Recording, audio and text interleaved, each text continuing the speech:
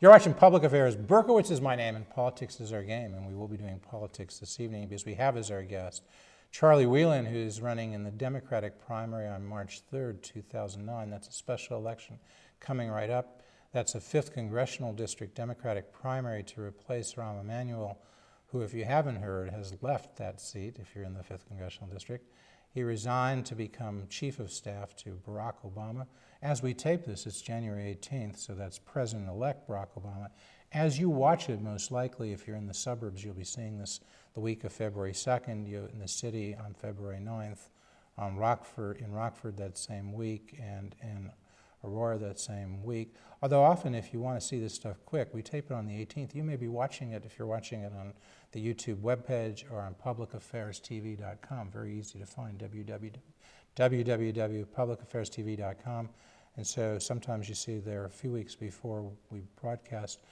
But in any case, this is an interesting race, and this will be an interesting show. Whether you live in the 5th Congressional District, whether you live in Aurora or Rockford or across the state of Illinois, it doesn't matter because we're going to be talking about issues that affect all of you. That's you watching the show, whether it's domestic policy, foreign policy, war and peace, Israel, Iran, Iraq, Afghanistan, the bailouts, the economy, tax cuts, health care. I'm sure I've left out a few things, but the guy who will set me straight is Charlie Wheelan because he is a faculty lecturer. What's your position at the Harris School of Public Policy Studies? I'm a senior lecturer. Senior lecturer. Which I emphasize because it's the same position that Barack Obama had at the law school, so we're emphasizing that. Okay, and that's at the University of Chicago where he was. He was at the law school, you're at the Harris School of Public Policy Studies, but the umbrella here holding this all together is the University of Chicago. As everybody would know, that's on the south side of Chicago in Hyde Park. And, just like Barack, I always called him professor, so I'm going to call you professor. We're not going to worry the niceties as to whether you're a full professor. Right. We'll use it the lay sense of the word. But the important thing is you are the economics guy. I seek to be the economics guy in general, so not just in this race, actually long before the race. So I wrote a book, perhaps we'll talk about naked economics. It's right here, folks. Can you see this? Can we get a shot of that? Quick shot right here, quick.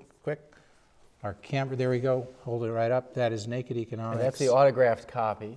From the bookstall, folks. And I knew Charlie back in, I got to say, I don't think there's a bias. I didn't know him, but I went to the bookstall in Winnetka when you were doing a book tour in 2002. In 2002. And this book actually was written almost by accident. So my training is in public policy, did a lot of work in economics, but economics was always a tool for getting me to public policy issues that I cared about. I think it's the most powerful set of tools we've got, but my approach has always been kind of what can it do for me lately? And I was teaching a course at Northwestern for journalists, economics for journalists, and I called my agent and said, I need a book on economics that will explain why it matters so much, what the important ideas are, but it can't be a textbook because they'll be bored stiff.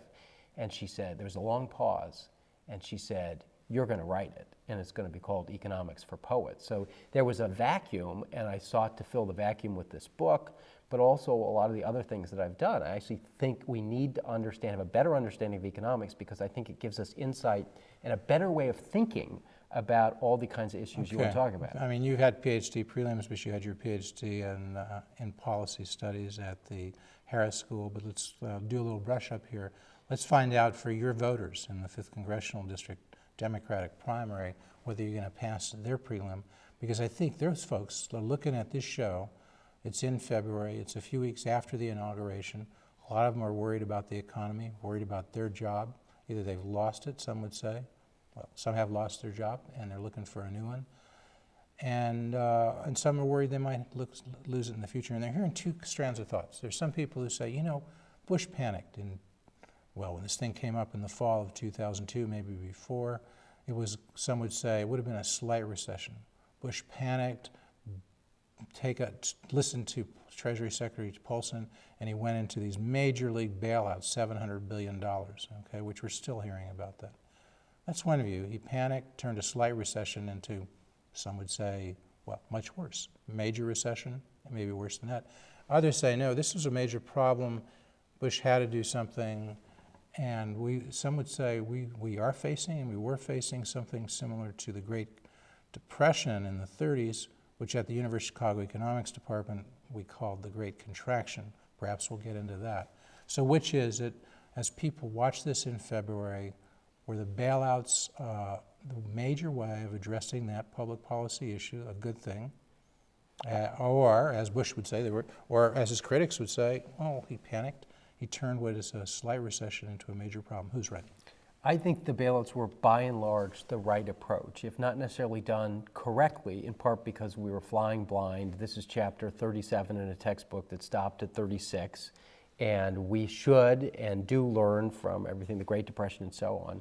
But the real danger here, then and now, and I support Barack's fiscal stimulus as well, with all kinds of caveats that hopefully we'll come back to, is if we get caught in negative feedback loops, it's that one rare occasion when markets don't self-correct. I mean, the beauty of markets is that by and large, 99.9% of the time, if something happens, it sets in motion its own correction. The price of gas goes up, everybody clamors and says the government ought to do something about it. My answer is no, just stand still.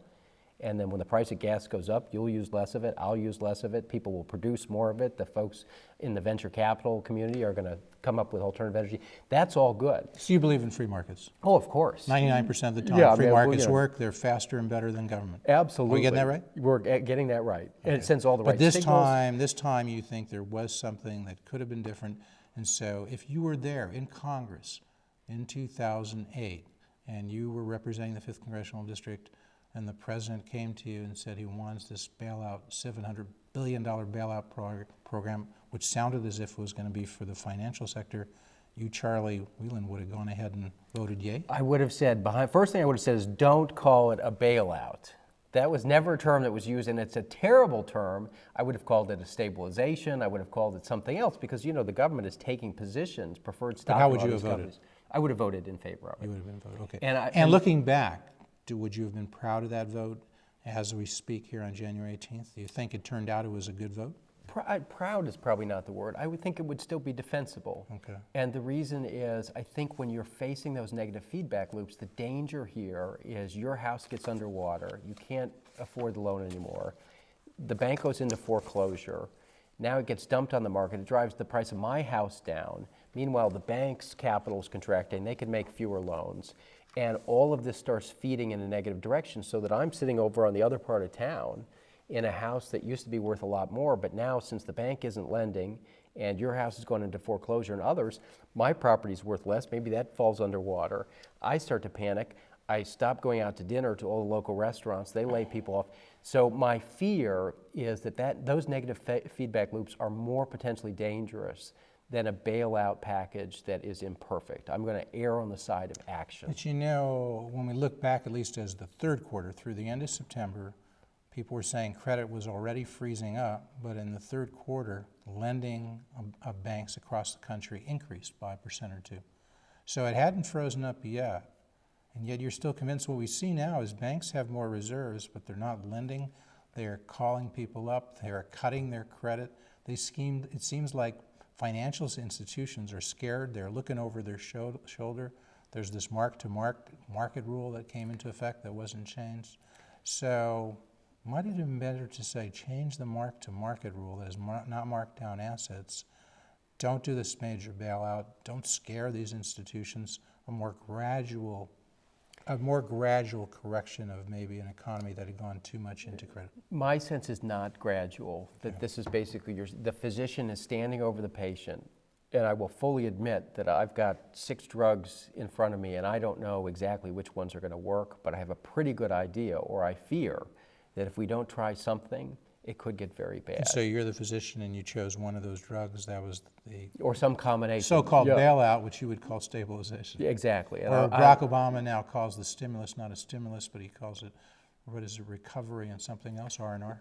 These things actually... Recovery and reinvestment. Right. These terms actually matter, the way That's that what you couch teach. this. You teach This is what, communications as well as exactly, which is substance. exactly why You're I would not have... an egghead. You may be a PhD, but you're not an egghead because you teach people how to communicate with plain-speaking folks across the country, which is what these are the folks working for you now. This would be your army of volunteers who you've been teaching for how many years now at the University of Chicago? I've been down there for 5 years now. This may be my 6th. So how big is your army?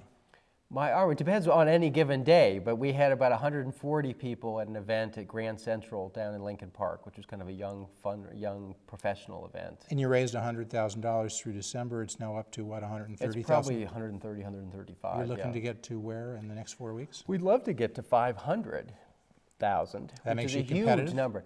It still probably has us with less money than others in the race, but that's a number that we think can get the message out. I mean, Mike Quigley's going to be following you. He was on for a little bit. He's a Cook County Commissioner, so we spent a portion of the last show that we dealt with on the 5th CD. We'll spend the whole one next week when we talk to Mike Quigley. Right.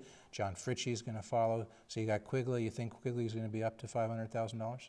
He's been very evasive so far. I would think that he would be one of the big fundraisers because he's got very good name recognition. He's got an So he's a competitor for you?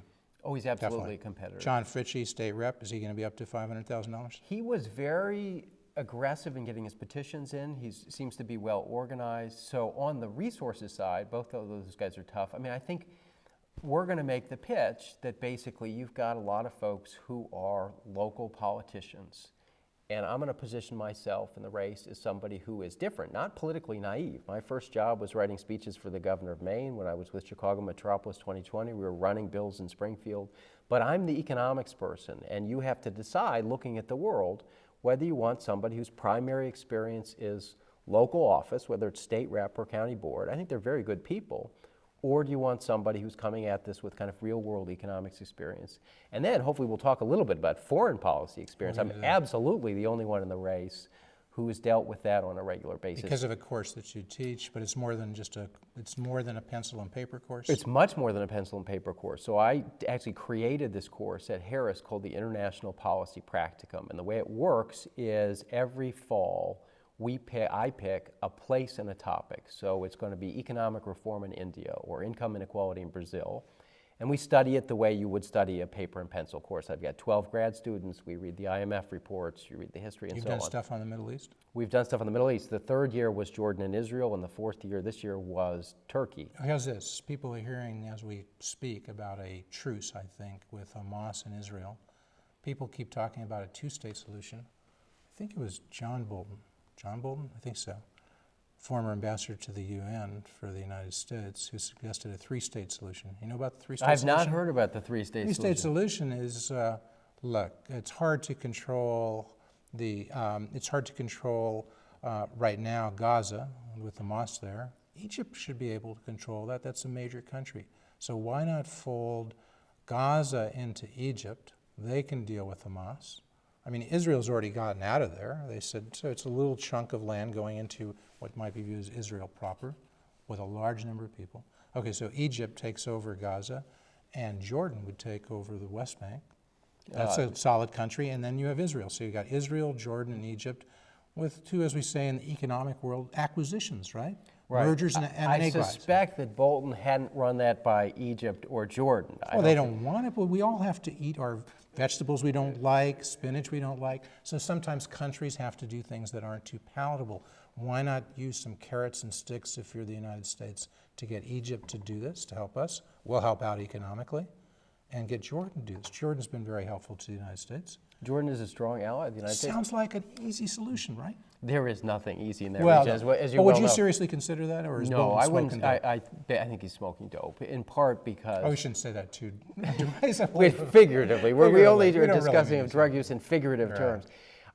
Egypt has said they have no interest in controlling Gaza. Jordan has no interest in the West Bank. I think if that were to happen, the Palestinians would not be pleased being part of Jordan or Egypt. And so I think you'd see a lot of... They don't have to deal with the Israelis. You got part of a military power as a part of Egypt. Certainly it would protect them from the United States. There's a treaty, is there not, between Israel and Egypt, right? Of course, yes. Of course. And Jordan and Israel as well. Peace comes to the area. The Palestinians in Gaza can get a better education, can do well economically. They can trade with Israel and with Jordan and with Egypt, so forth. Same thing with the West Bank. Does that sound like somebody, are you dismissing it too quickly? I may be dismissing it too quickly in that I think there probably is some room for those states to be part of the two-state solution, that basically Egypt helps to hatch that Palestinian state, the Jordanians take a stronger role, and so on. But I think if there's anything short of sovereignty, that basically it just creates a whole new set of problems. Short of sovereignty for the Palestinians? For the Palestinians, but you can't really have sovereignty, but you'd have to have military power. Israel cannot trust this new state to somehow be a military power on its border. Look, it's not a military now, and they're shooting rockets and missiles. So that's where I think maybe so how can they be really I think sovereign? Perhaps if Jordan if you have a sovereign state but not an armed state, and Jordan steps in to be a protectorate. To be a protectorate only on the foreign policy side, the army defense side, but basically all of the internal Jordan institutions. steps in, but not Egypt? Egypt could do the same thing for Gaza. So in that sense, perhaps there's is a role for those countries. Okay, so we've solved that problem. So yes, right. Going back to fall of 2002, if you had been in Congress and the Iraq War Powers Resolution came up, how would you have voted? Would you have voted to authorize the president to take military action in Iraq? I would have. I think I would have made a mistake. I think I would have voted not necessarily because I thought it was a terrific idea, but I would have been on the fence. I was on the fence just as a private citizen, and I think I would have given the prerogative to the president, and I would have assumed, wrongly it turns out, that the president had the intelligence, the smoking gun that we weren't seeing. And I think that's what turned out to be so disastrous about this. Wrong intelligence or misreading of intelligence, all the stuff that we've been hearing. Was the president lying, or did he just make an honest mistake? Well, I've never felt that he was lying. I think that just an honest mistake. An honest mistake that basically, or a semi-honest mistake in the sense that I think they really wanted to invade Iraq. I really think that they believed, the neocons, that this would be good for the Middle East, and they were willing to perhaps see things that other people looking at that intelligence with a slightly different agenda wouldn't have seen. But I don't think that there was anything dishonest, overtly dishonest about what they did. In your position, I'd say I asked the same question to Rahm Emanuel in January of 2003, just after he'd been elected. We'd say, like Rahm, he's a friend of public affairs, came on in the primary, came on after he was elected. Like him in that sense, we're tough but fair on everybody. But he said the same thing. He probably would have voted if he had been in Congress to authorize that action. Although he went on to talk about this was not in his mind in January of 2003, authorizing the president to take military action, but push as hard as we could on diplomacy. Again, right. Rahm was speaking before the war and had the actually other occurred. thing that you have to bear in mind, this was certainly true with the Gulf War authorization way back in 1991, is when you vote for something like that, you strengthen the president's diplomatic hand. So as a member of Congress, you want to kind of broadcast to the world, look, if he has to act militarily, we're giving him the right to do that. And then you hope that the folks who may be affected by this kind of see that Congress has authorized it and you won't have to get there. So there's a certain game theory element to it as well. So as we move quickly, as we're going to keep doing in this show, as we move from the Middle East to Iraq and bailouts, the 5th Congressional District, folks, it's a swath. People describe it as a swath across Chicago's North Side, from the lakefront to the south, to the suburbs just south of O'Hare Airport, right? The Oak Street Beach is in there, Old Town, Lincoln Park, Wrigley Field. Give us a sense. Can you describe that district? How would you describe it? It's a really eclectic district. Basically, you've got, I think it actually now is cut off at Armitage, so we don't have Old Town anymore. But basically, you've got Lincoln Park, you've got the young professionals, highly affluent folks on the eastern side of the district. You've got working class up and around O'Hare. You basically have ethnic pockets out west, big Latino district, a big Polish population. So in some ways... Ukrainian, Southeast Asia, so very much an immigrant, Eastern European originally, but now more Latin America in some ways, Southeast Asia, Czechs, Slovaks, Romanians, with the exception Pakistanis. of an almost complete lack of African Americans, it looks like Chicago. It's a hodgepodge of neighborhoods. They're not all necessarily living side by side, but basically it's neighborhoods that look a lot like the rest of Chicago. Almanac of American Politics, the Bible for people who follow this, you would know that. Michael Barone, Richard Cohen say 60%, 66% white, so about 2/3 white, 23% Hispanic, 6% Asian, 2% black than others. So a mixed area in terms of ethnic background, in terms of race. Median income is about $48,000, not tremendously high, not as high as the North Shore, but probably higher than certain portions. Right, and if you break out Lincoln Park, it's That might going be to one look of a the lot. highest It's going to look a income lot areas. like Winnetka. Right. Right. All right, so that's what we're talking about. These people are obviously concerned about education, I would imagine. Yeah, and the What economy. would you do? Oh, Want to go back to the economy before we go to only education? because I think what's curious that I found basically talking to people is we've got this kind of equal opportunity recession that basically you talk to people who have extremely deep pockets, who have things named after them, and they basically have lost 40% of their portfolio. So they're looking obviously on the asset side, but they've taken a real shock. Then you look at other kinds of groups within the district, and those are the folks who have lost jobs, who are at risk of losing their jobs. So what's curious about the district is that it's not, boy, here's the place where there's a lot of economic distress, let's go talk about jobs there. Basically, the whole thing, everything you've just talked about, people are scared, and I think scared is probably the right word. You come from the University of Chicago, you hang around with sort of Chicago economists like Becker, Gary Becker, Nobel Prize laureate from the economics department at the University of Chicago, but then you hang around with others who are perhaps more liberal. You're a Democrat. You describe yourself as a liberal Democrat? No, I describe myself as a centrist Democrat. Centrist. So my dream, before this all came along, and the voters may still give me a chance to do it, is to write a book called the Centrist Manifesto, that I actually believe that most of the important public policy ideas are bunched near the middle, that there are things about the Democratic Party, particularly some of the interest groups that it's historically aligned itself with, that are inimical to what I think the Democrats should stand for. So raising real wages, improving schools, and so on. And I just don't share the social issues of the right wing of the Republican Party. And I believe that if you were to lop the tails off each side of the party, you'd be left with a lot of pragmatic folks in the middle.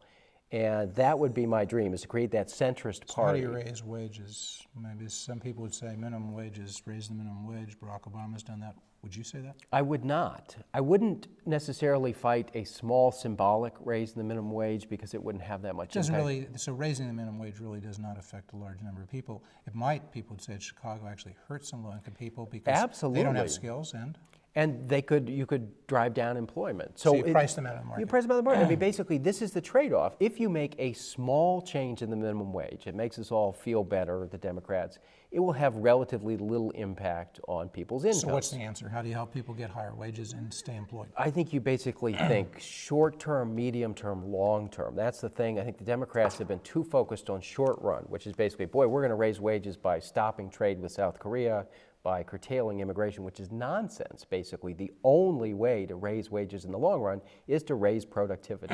Raise skills. Raise skills. Raise education. Absolutely. And how do you improve education for those low-income people in your district? With high-income people, they can figure it out and take care of themselves. Well, there's good news and bad news. The good news is we have data showing exactly how you do it.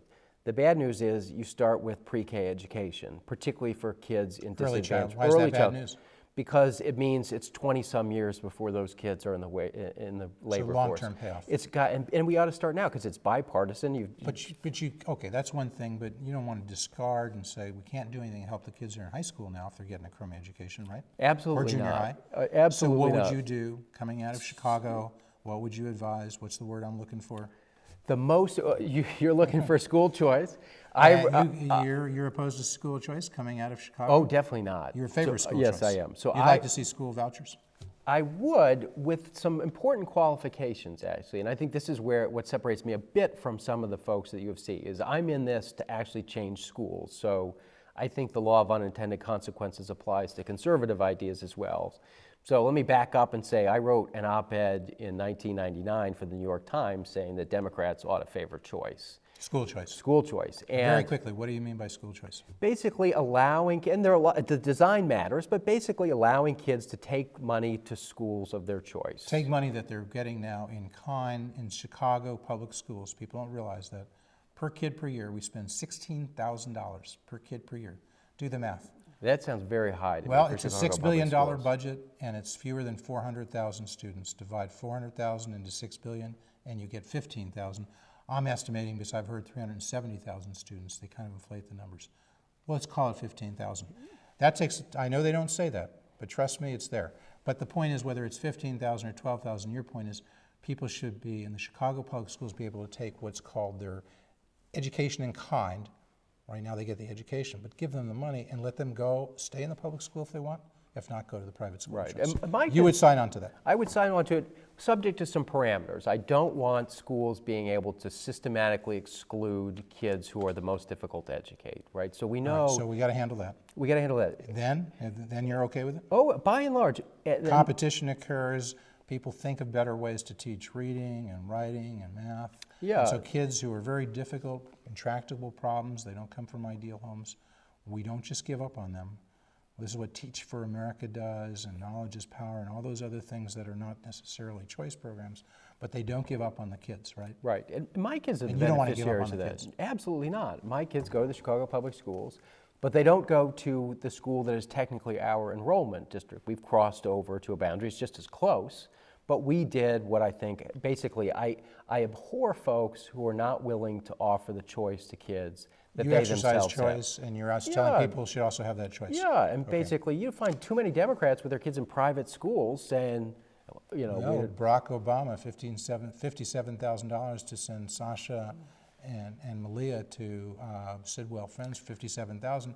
He said on this show in 2002 he'd consider everything. In 2003 he said no, charter schools, but not Right, choice. and- So in a sense, Barack Obama's being a bit hypocritical. Right? I think that he is on that score, that basically, I have no problem with him sending his kids to a private school. It's a personal decision. Lab School is a terrific institution, but I do think you ought to at least entertain that opportunity. Be consistent. We're going to continue to speak as the credits roll. We only have a few minutes left. Thank you so much, Charlie Wheelan, for coming here. We got to say this. We really thank people for Charlie Wheelan for coming here and doing the show. We got Fritchie coming up. We got Quigley coming up. You know, Feigenholz to stay rep, they said they don't have time to do it. Okay. Justin Oberman, we haven't heard on. It's a free world, folks, but they're playing with fire because Rahm Emanuel came here and he won. Barack Obama came here 5 times running for the U.S. Senate. He's now President of the United States. So think about that, folks, before you turn down public affairs. I'm good to hear this. All right, you could be on a streak. Real quick, just in a few minutes, let's just go over to healthcare. Really important. What do we do real quickly to reform healthcare? There's nothing we can do really quickly. We can't do, no, but tell me quickly. Give me a minute of your overview on healthcare. I think basically the most important thing we could do would be to define a minimum package of benefits that every insurer ought to cover, make it standardized so that we improve the administrative costs, we eliminate some of the very expensive things that They insurers can get are those as an extra, so the minimum is defined and mandatory? Ultimately, I would make insurance mandatory, but that's not your quick solution. But that's so people don't stay out of the system, get sick, and then they come into the system. So here's a minimum package. It excludes things that are not cost effective, and it does mandate things that are like vaccinations that will pay for themselves. Very over time. quickly, you're 1,000% pro-choice on abortion? I am.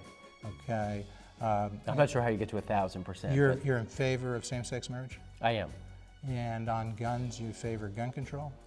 I favor allowing people to hunt, have guns in their homes. I do not want people carrying concealed weapons on the streets, and I want people to sell and handle weapons responsibly. You should not be able to buy 20 weapons and not keep track of them. Illegal immigration, border control, but comprehensive immigration reform? Yes, there should be a path to citizenship. Basically, we should embrace the strength that comes with immigration. Repeal the Bush tax cuts? Yes, I would.